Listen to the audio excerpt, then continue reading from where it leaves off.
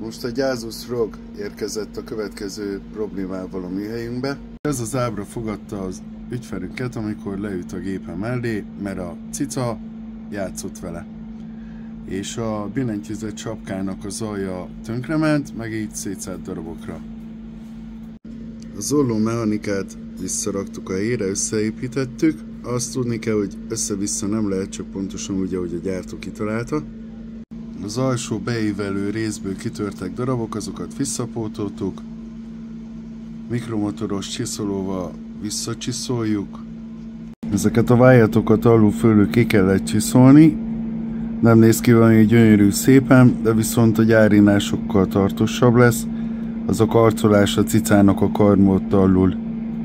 Most jön az a rész, amikor vissza kell raknom a helyére.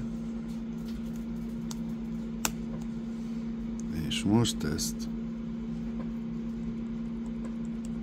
tökéletesen működik.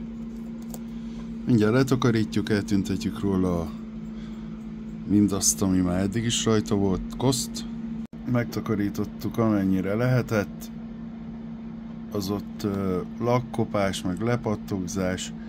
Egyébként, hogyha közelebbről megnézitek a gombokat, igen sokat használják ezt a gamer gépet. Előfordul, hogy a gyári lakk egy idő után lekopik, ezeket is tudjuk javítani, hogyha úgy alakul. Köszönöm, hogy megnéztetek és lájkoltatok. Ciao.